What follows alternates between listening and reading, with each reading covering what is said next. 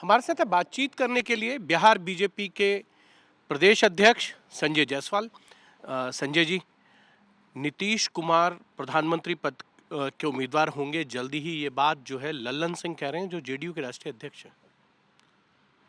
कब क्या वो लोग बोलते हैं वो खुद नहीं जानते हैं। 2 महीने पहले ललन सिंह जी खुद ही बोल रहे थे कि वो नहीं उम्मीदवार हैं। तो वो ललन सिंह जी हों चाहे नीतीश कुमार जी हों, कब वो क्या बोलते हैं और क्या करते हैं उन दोनों को भी पता नहीं रहता है। इसलिए 5 दिन बाद फिर सुनिएगा कि नहीं वह उम्मीदवार नहीं है।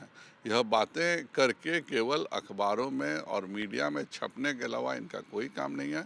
नीतीश कुमार जी अभी बिहार में बिना किसी समाधान किए समाधान यात्रा निकाल रहे हैं।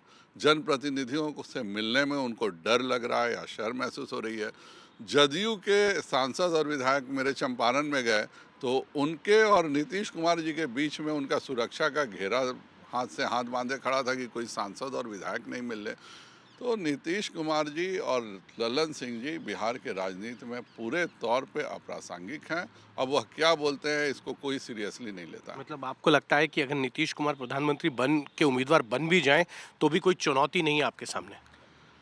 मुझे तो बहुत मन है कि नीतीश कुमार जी माननीय जैसे नरेंद्र मोदी जी पूरे हिंदुस्तान में घूम करके गुजरात मॉडल की चर्चा कर रहे थे कि भाई गुजरात में हमने ये किया है, कार्य किए, इसलिए मुझे वोट दो। नीतीश कुमार जी पूरे देश में घूम घूम के कहें कि बिहार में एकमात्र प्रदेश है जहां सेशंस 3-3 4-4 साल लेट होते हैं, इसलिए मुझे वोट दो।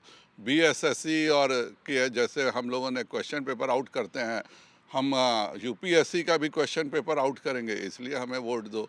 जिस तरह से अभी तक टीचर्स का जॉब नहीं मिला है, 10 लाख की घोषणा पहले दस्तखत करने अनाउंस करने के बावजूद यह पूरे देश में घोषणा करेंगे कि हम केवल घोषणा ही करेंगे, किसी का कोई काम नहीं करेंगे, इसलिए मुझे वोट दो।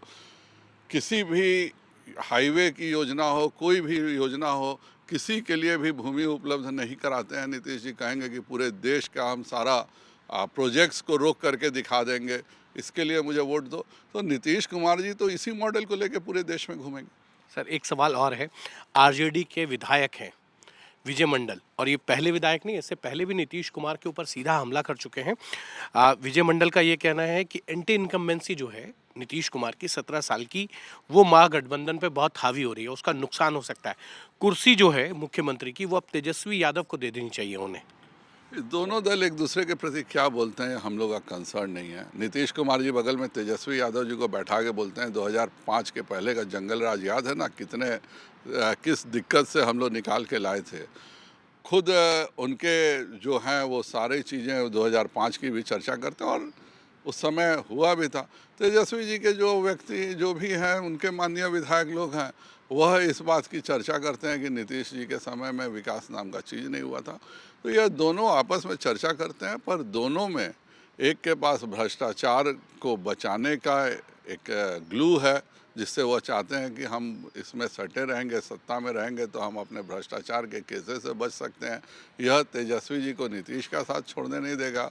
और नीतीश जी की एक सपना है कि कोई तो मेरे को बोले कि मैं देश में जा कर के प्रधानमंत्री उम्मीदवार बन सकता हूं।